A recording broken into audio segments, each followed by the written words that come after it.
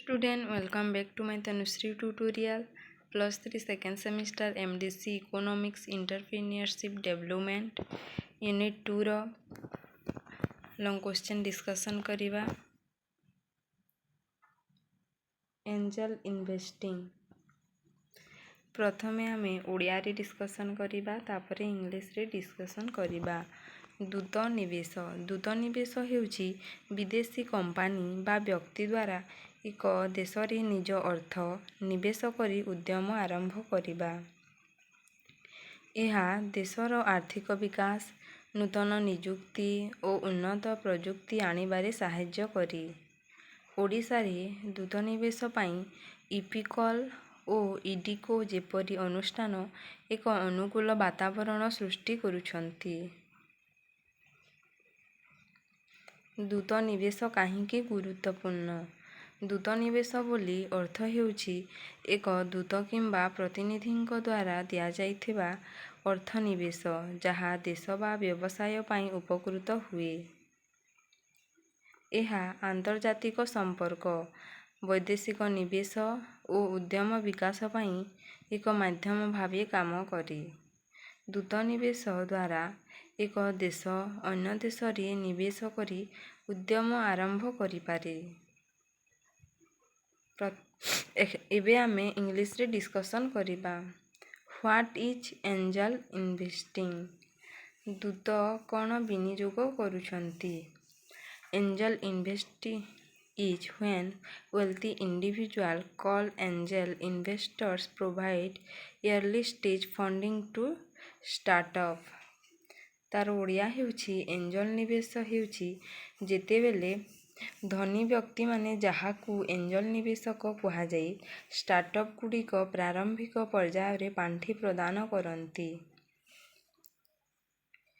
In return, they usually receive equity ownership share in the company.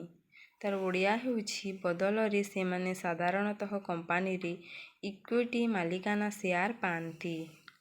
Unlike loans, this money does not need to be repaid unless the startup succeeds.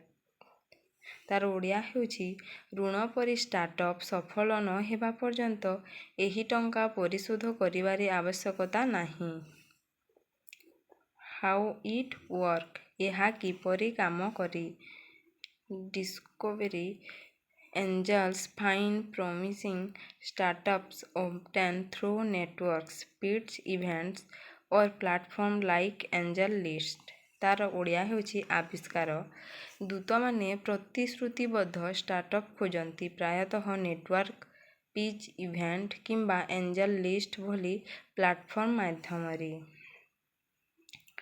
Due diligence they assess the startup's business model, team, market potential and risks. तार ओडिया हेउची आवश्यक परिश्रम से माने startup रो व्यवसाय model, दल, बजार संभावना एवं विपद गुड़िकर मूल्यांकन करंती। Negotiation team are set how much money, how much equity and what involvement the angel will have. तार ओडिया हेउची आलोचना शर्तावली स्थिर करा जाइछि केते टंका, केते समानता एवं दूतंकर की प्रकार समृद्धि रहिबो।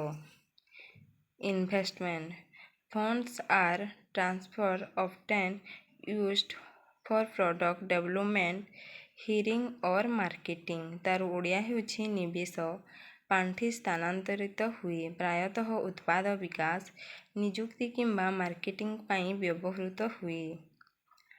Mentorship money angels offer guidance, industry connection and strategic advice. तार ओडिया हेउची परामर्श अनेक दूत मार्गदर्शन, शिल्प संयोग एवं ऋणनैतिक परामर्श प्रदान करंती। Why it matter? यह काहींके गुरुत्वपूर्ण? Angel investing fills the gap between self funding and venture capital. तार ओडिया हेउची स्वनिधिकरण एवं उद्यम पुंजी मध्यरे थिबा व्यवधानकू एंजल निवेश पूरण करे। It supports innovations specially in teach, health and social impact sector. ତା'ର ଓଡ଼ିଆ ହେଉଛି ଏହା ବିଶେଷ କରି ପ୍ରଯୁକ୍ତିବିଦ୍ୟା, ସ୍ୱାସ୍ଥ୍ୟ ଏବଂ ସାମାଜିକ ପ୍ରଭାବ କ୍ଷେତ୍ରରେ ନବସୃଜନକୁ ସମର୍ଥନ କରେ। Angeles often invest in ideas they personally believe in, not just for profit।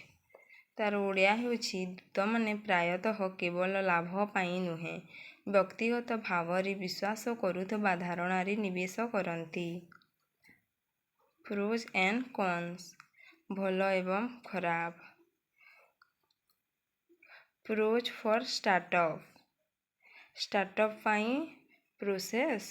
Cons of startup, startup ପାଇଁ ଖରାପ।